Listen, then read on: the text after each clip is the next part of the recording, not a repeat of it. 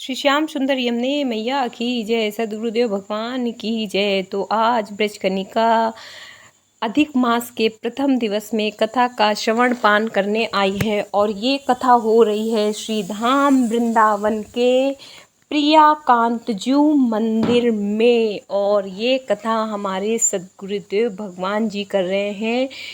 2.5 करोड़ सवा करोड़ पार्थिव शिवलिंग का निर्माण होगा। और आप संतों की बात पर विश्वास कीजिए, मेरे सदगुरुदेव भगवान की बात पर विश्वास कीजिए। ये जो अधिक मास और सावन मास एक साथ आया है, ये 19 साल के बाद ऐसा संयोग बना है। तो आप लोग यदि श्रीधाम वृंदावन नहीं आ पा रहे हैं तो इस कथा का प्रसारण आस्था भजन एवं यूट्यूब पर भी किया जा रहा है। आप लोग उसमें फ़ोन नंबर्स देख लीजिए, क्योंकि ब्रजकनिका का एक यही मोटिव है, यही उद्देश्य है कि जैसे भी हो आपका कल्याण हो, हमारी तरह आपके भी पितृ प्रसन्न हो, आपके भी माता पिता प्रसन्न हो, और जाने अनजाने जो भी आपसे अपराध बन गए हों उनको हमारे पितृ, हमारे सदगुरुदेव भगवान क्षमा कर दें। और आज की कथा में सदगुरुदेव भगवान ने एक बहुत अच्छी बात कही कि जिस कथा को, जिस श्रीमद् भागवत महापुराण को लिखने में व्यास जी ने कई वर्ष लगा दिए गणेश भगवान जी के श्रीमुख से, शुकदेव जी ने भी कम से कम 7 दिवसों में राजा परीक्षित को सुनाया। और आज के लोग चाहते हैं कि श्रीमद् भागवत कथा को रील में कन्वर्ट कर दो। तो ये कहीं ना कहीं हम सनातनियों के लिए, हम हिंदुओं के लिए बहुत ही शर्म का विषय है कि हम लोग हिंदी मूवीज़ हों या कोई भी मूवीज़ हों वो 3-3 घंटे की देखना पसंद करते हैं, लेकिन सदगुरुदेव भगवान जो हमारे प्रिया कांजू भगवान जो हमें बता रहे हैं, हम उसको रील्स में कन्वर्ट करना चाहते हैं। ये अशोभनीय है हम सभी सनातनियों के लिए।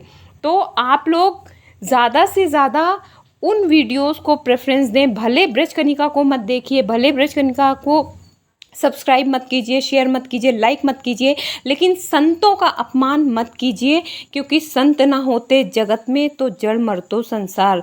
तो इसलिए पार्थिव शिवलिंग से ज़रूर जुड़िए। यदि पॉसिबल हो तो आप लोग श्रीधाम वृंदावन में आए, आकर प्रिया कांजू मंदिर में आपके रुकने की सारी व्यवस्थाएं हैं, आप लोग यहाँ आ सकते हैं।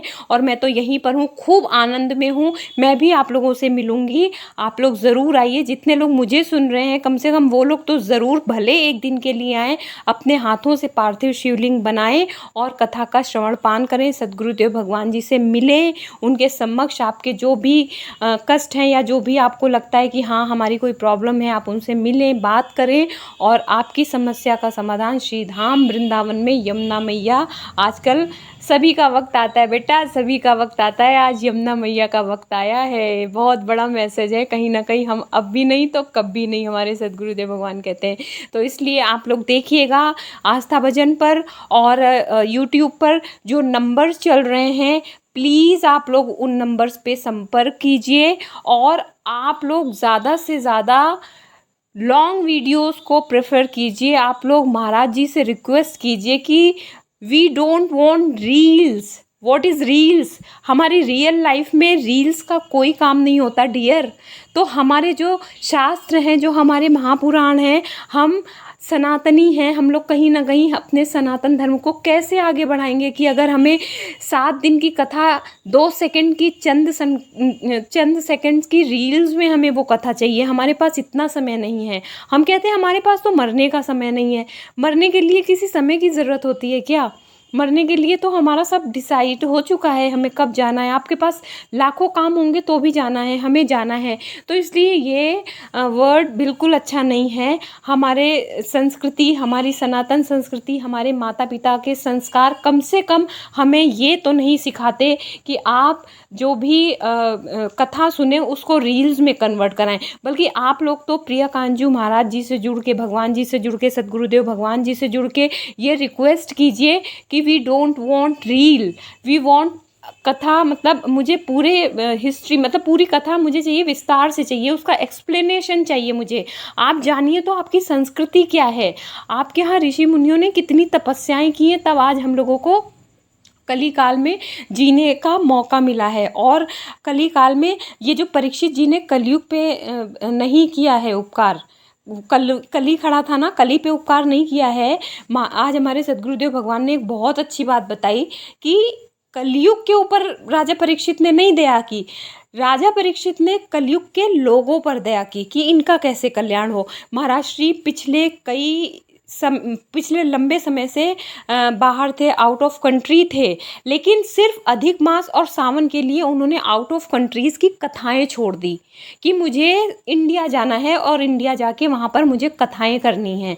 और क्योंकि जब ये संत भगवान हमारे सद्गुरुदेव भगवान जब कंट्री छोड़ के, विदेशी कंट्री छोड़ के इंडिया में आ गए हैं, तो हम और आप तो इंडिया में रह रहे हैं। हमारे सद्गुरुदेव भगवान की जय, अपने अपने माता पिता की जय। व्हाट्सएप पे और इधर उधर सब लोग, बहुत सारे लोग पूछते रहते हैं ना कि तुम्हारे सद्गुरुदेव भगवान कौन है, इतना अच्छा कैसे बोलती हो। तो ये सब आध्यात्मिक यात्रा का सारा श्रेय हमारे प्रिया कांजू वाले सद्गुरुदेव भगवान को जाता है, क्योंकि हमारे यहाँ पिता का, पति का, सद्गुरुदेव भगवान का नाम नहीं लिया जाता है। तो इसलिए व्यास रूपाय विष्णु, हमारे विष्णु भगवान, हमारे सर्वस्व, हमारी जो भी आध्यात्मिक यात्रा है वो हमारे सद्गुरुदेव भगवान जी ने ही प्रारंभ कराई थी बाल्यकाल से। तो ये हमारे साक्षात गुरु भगवान हैं। कहे गुरु रूठते हरि नहीं होत सहाय।